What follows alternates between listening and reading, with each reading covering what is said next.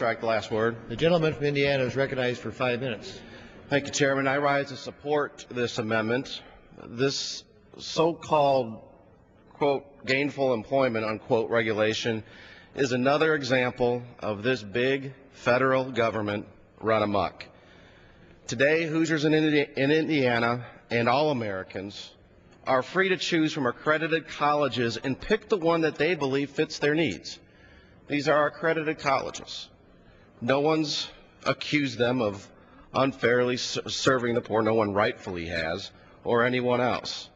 They are accredited. They are licensed. The federal government gets involved in student loans and grants already, more so, I would say, than I and others would like it to. But at least, Mr. Chairman, we still let individuals make their own decisions on where to go to school.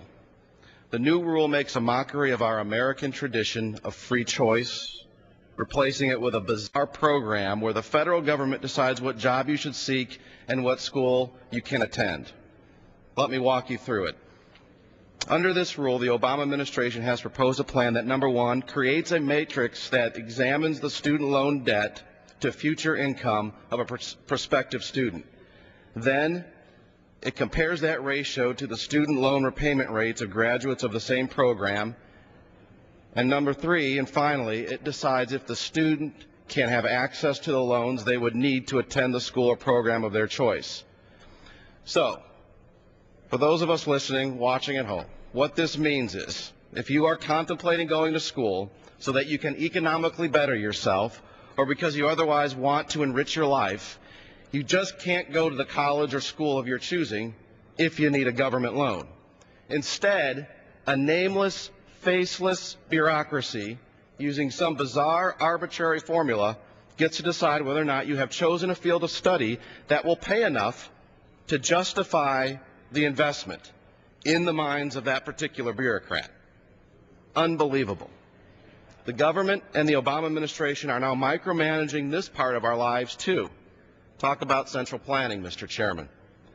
And to make matters worse, this new program will disproportionately hurt Hoosiers and other Americans who are least able to do anything about it. Working Americans who need new training and new skills to move forward in the workforce. This is what this Congress should be about. If this regulation becomes reality, it will immediately prevent 400,000 people from developing new skills to benefit the workforce.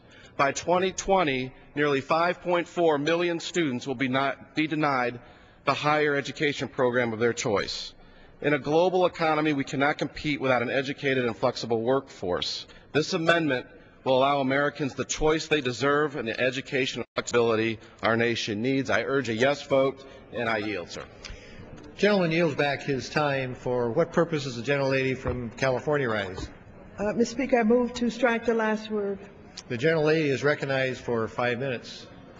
Mr. Chairman, I rise today in strong opposition to the Klein, Fox, Hastings, and McCarthy amendment that would stop the Department of Education's proposed gainful employment regulation.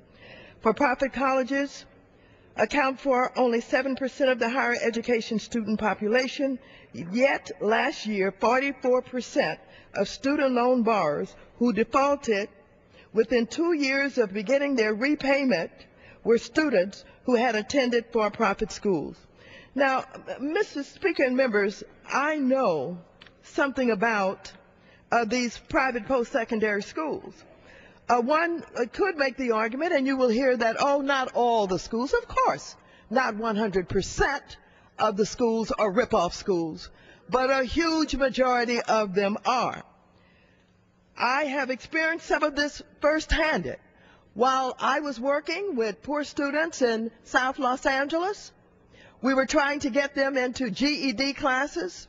The recruiters would come along and tell them that they could get them into their schools, they could help them to get Pell Grants, and they could help them get a career.